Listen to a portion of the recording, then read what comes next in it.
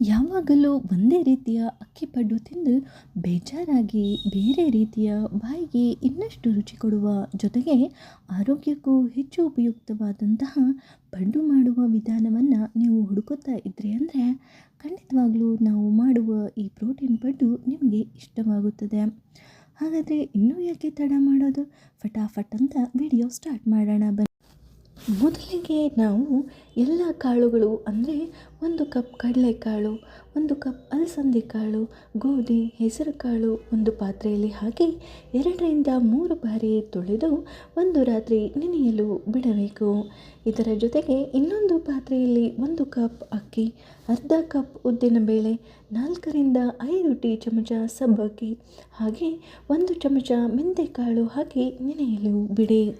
ಬೆಳಗ್ಗೆ ನೆನೆದ ಕಾಳುಗಳು ಒಂದು ಮಿಕ್ಸಿ ಜಾರಿನಲ್ಲಿ ಹಾಕಿ ಜೊತೆಗೆ 5 ರಿಂದ 6 ಹಸಿಮೆಣಸಿನಕಾಯಿ, ಸ್ವಲ್ಪ ಕೊತ್ತಂಬರಿ, ಸ್ವಲ್ಪ ಕರಿಬೇವು ಹಾಗೆ ಶುಂಠಿ ಸೇರಿಸಿ ಸಣ್ಣಗೆ ಮಿಕ್ಸಿ ಮಾಡಿಕೊಂಡು ಒಂದು ಪಾತ್ರೆಗೆ ತೆಗೆದು ಅದೇ ಜಾರಿನಲ್ಲಿ ರಾತ್ರಿ ನೆನೆಸಿಟ್ಟ ಅಕ್ಕಿಯನ್ನು ಸಣ್ಣಗೆ ರುಬ್ಬಿ ಈಗಾಗಲೇ ಕಾಳುಗಳನ್ನು ಮಿಕ್ಸಿ ಮಾಡಿರುವ ಹಿಟ್ಟಿಗೆ ಸೇರಿಸಿ ಚೆನ್ನಾಗಿ ಕಲಿಸಿ ನಂತರ ಸಣ್ಣಗೆ ಹೆಚ್ಚಿದ ಈರುಳ್ಳಿ, ರುಚಿಗೆ ತಕ್ಕಷ್ಟು ಉಪ್ಪು, ಚಿಟಿಕೆ ಸೋಡಾ, ಸ್ವಲ್ಪ ನೀರು ಹಾಕಿ ಪಡ್ಡಿನ ಹಿಟ್ಟಿನ ಹದಕ್ಕೆ ಕಲಸಿಕೊಂಡು 10 ರಿಂದ 15 ನಿಮಿಷ ನೆನೆಯಲು ಬಿಡೋಣ.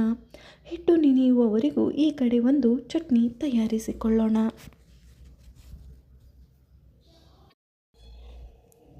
ಚಟ್ನಿ ತಯಾರಿಸಿಕೊಳ್ಳಲು 1 ಕಪ್ ಕೊಬ್ಬರಿ, ಸ್ವಲ್ಪ ಹುರಿಗಡಲೆ, ರುಚಿಗೆ ತಕ್ಕಷ್ಟು ಉಪ್ಪು, ಹಸಿಮೆಣಸಿನಕಾಯಿ, ಕೊತ್ತಂಬರಿ, ಪುದೀನ, ಹುಣಸೆಹಣ್ಣು, ಬೆಲ್ಲ, ಬೆಳ್ಳುಳ್ಳಿ, ಶುಂಠಿ ಸೇರಿಸಿ ಮಿಕ್ಸಿ ಮಾಡಿಕೊಂಡರೆ ಚಟ್ನಿ ರೆಡಿಯಾಗುತ್ತದೆ. ನೆನೆದ ಹಿಟ್ಟನ್ನು ಚೆನ್ನಾಗಿ ಕಾದ ಪಡ್ಡಿನ ಹಂಚಲ್ಲಿ ಹಾಕಿ ಲೋ ಫ್ಲೇಮಲ್ಲಿ ಬೇಯಿಸಿ ಮತ್ತೆ ತಿರುಗಿಸಿ ಹಾಕಿ ಎರಡೂ ಬದಿಯೂ ಬೇಯಿಸಿಕೊಂಡರೆ ಆರೋಗ್ಯಕರವಾದ ಪ್ರೋಟೀನ್ ಪಡ್ಡು ಚಟ್ನಿಯೊಂದಿಗೆ ಸವಿಯಲು ಸಿದ್ಧ. ಮನೆಯಲ್ಲಿ ಮಕ್ಕಳಿದ್ದು ಖಾರ ತಿನ್ನಲ್ಲ ಅಂದರೆ ಟೊಮೆಟೊ ಸಾಸ್ ಜೊತೆಗೆ ತಿಂದರೆ ರುಚಿ ದುಪ್ಪಟ್ಟಾಗುತ್ತದೆ. ಮತ್ತ್ಯಾಕೆ ತಡ ಮಾಡ್ತೀರಾ? ಬಾಯಿಗೆ ರುಚಿ ಕೊಡುವ ಆದರೆ ಆರೋಗ್ಯವನ್ನು ಕಾಂಪ್ರಮೈಸ್ ಮಾಡದೇ ಇರುವಂತಹ ಈ ಪಡ್ಡನ್ನು ಈ ಮಳೆಯೊಂದಿಗೆ ಸವಿಯಿರಿ.